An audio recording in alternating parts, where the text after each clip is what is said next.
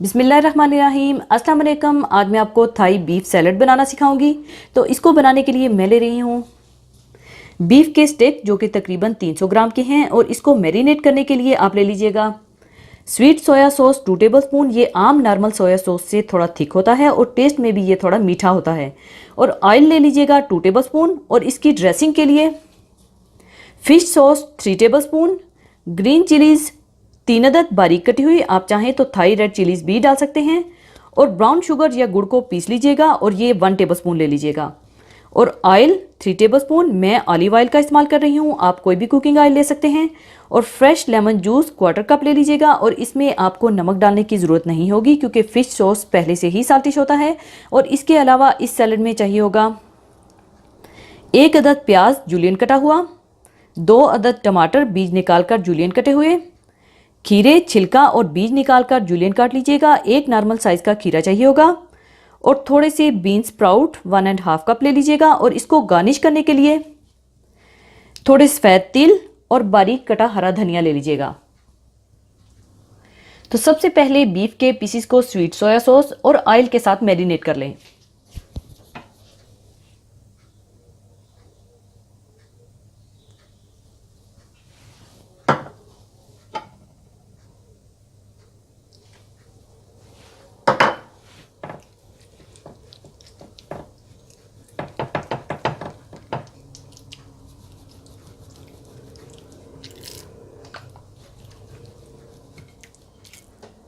इसके बाद आप ग्रिल पर थोड़ा तेल लगाकर बीफ ग्रिल कर लीजिएगा। चाहे बारबेक्यू कर सकते हैं, चाहे तो आम पैन में भी बना सकते हैं। और थाई लोग तो अक्सर इसको फुल डन नहीं करते, थोड़ा रा ही रखते हैं। लेकिन हमें चूंकि ज़रा पूरा पका हुआ फुल डन ही चाहिए होता है, तो अब मैं इसे अच्छा सा ग्रिल कर लूँगी। और पहले ग्रिल को थोड़ा ग्रीस कर लीजिएगा।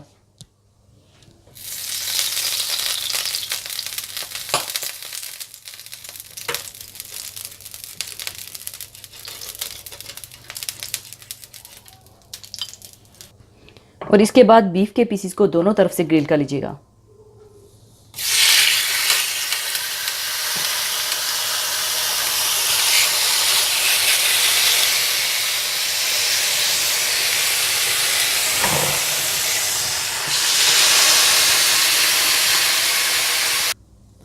और साथ ही इसकी ड्रेसिंग तैयार करने के लिए एक बर्तन में डाल लें fish sauce, fresh lemon juice, olive oil,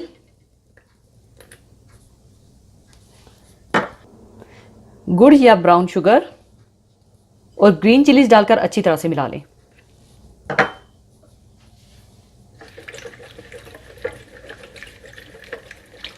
और जब बीफ स्टिक्स अच्छे से दोनों तरफ से पक जाएं तो आप इसे उतारकर पतले स्ट्रिप्स में काट लीजिएगा।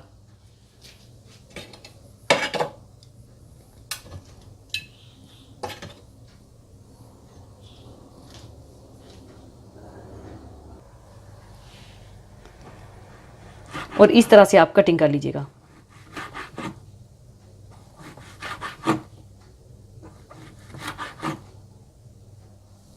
बीफ को स्ट्रिप्स में काटने के बाद ये बीफ आप ड्रेसिंग में मिला लें।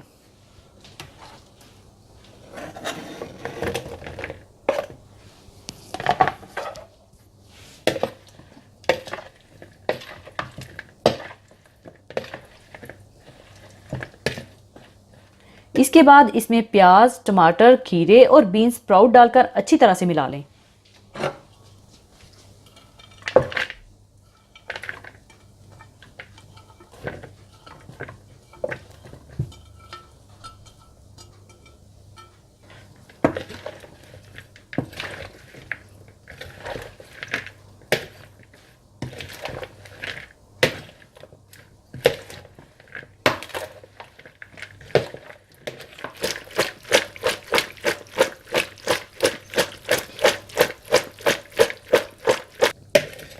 और अब इसे मैं सर्विंग डिश में निकाल लूँगी।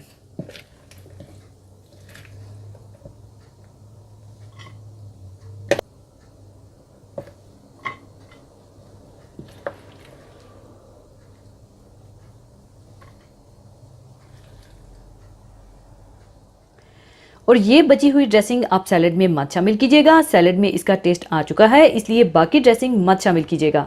इसके बाद इसकी गार्निश के लिए ऊपर थोड़े तिल और हरा धनिया डाल दीजिएगा।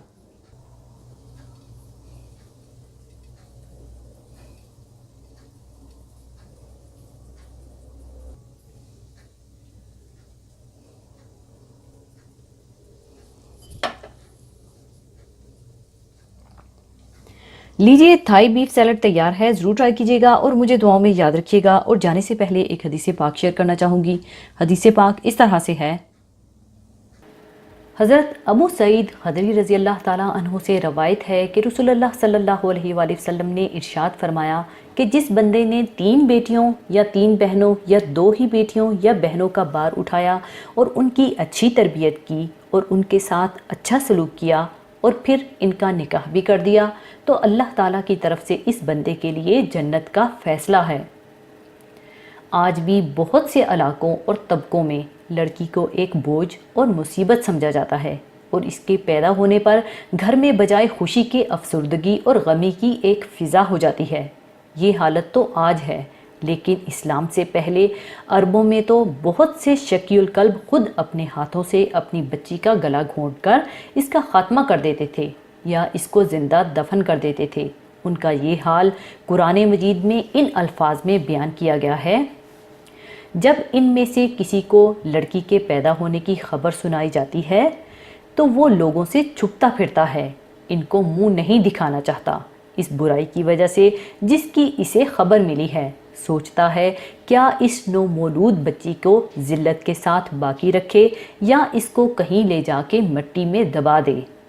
ये था लड़कियों के बारे में इन अरबों का ज़ालिमाना रवैया, जिसमें रसूलुल्लाह सल्लल्लाहु अलैहि वसल्लम मबऊस हुए और इसी फ़िज़ा और पस मंज़र को पेश नज़र रख के बेटियों के बारे में रसूलुल्लाह सल्लल्लाहु अलैहि वसल्लम ने अपने इरशादात उम्मत की रहनुमाई के लिए फ़रमाए।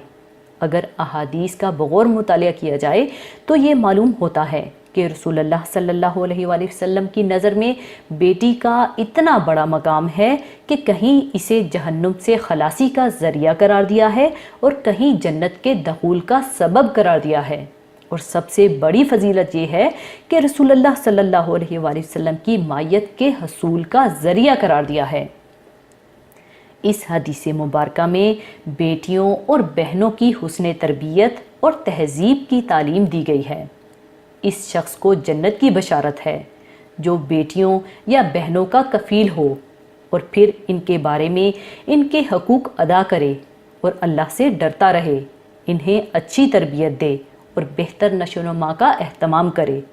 अमूमन लड़कियों की अच्छी परवरिश से गफलत बरती जाती है। अल्लाह ताला के नज़दीक ऐसे कफ़ील का ख्वाह वो भाई हो या बाप दर्जा बहुत बुलंद है जो इस सिलसिले में तकलीफ़ और मुशक्क़त उठाए, क्योंकि नई नस्ल की ज़िम्मेदारी बाप और भाइयों के कंधों पर होती है। बेहतर तालीम और तरबियत से मुआशरे में खैर और नेकी फैलेगी और इसके करने वाले को जन्नत की बशारत है। इसके बरक्स इसमें गफलत और कोताही करने वाले अल्लाह ताला के सामने जवाबदेह होंगे। एक हदीस में इस तरह आता है कि रसूलुल्लाह सल्लल्लाहु अलैहि वसल्लम ने इरशाद फरमाया कि जब किसी के यहाँ लड़की पैदा होती है तो रब्बे जुल जलाल उसके यहाँ फरिश्ते भेजता है जो आकर कहते हैं, ए घर वालों, तुम पर सलामती नाज़िल हो। वो लड़की को अपने परों के साए में ले लेते हैं और उसके सर पर हाथ फेरते हुए कहते हैं, ये कमज़ोर जान है और कमज़ोर जान से पैदा हुई है। इससे इशारा औरत की सनफ़े नाजुक की तरफ है जो इस बच्ची की निगरानी और परवरिश करेगा।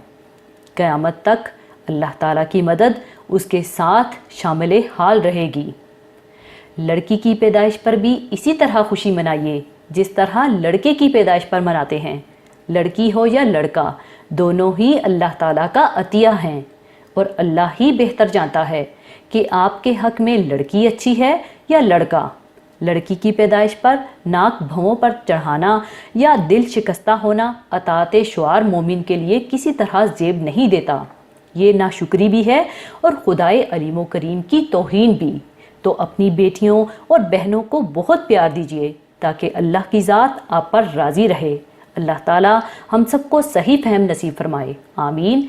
इसी के साथ मैं आपसे इजाज़त चाहूँगी। अपना बहुत ख्याल रखिएगा, दुआओं में याद रखिएगा। अल्लाह हाफिज़।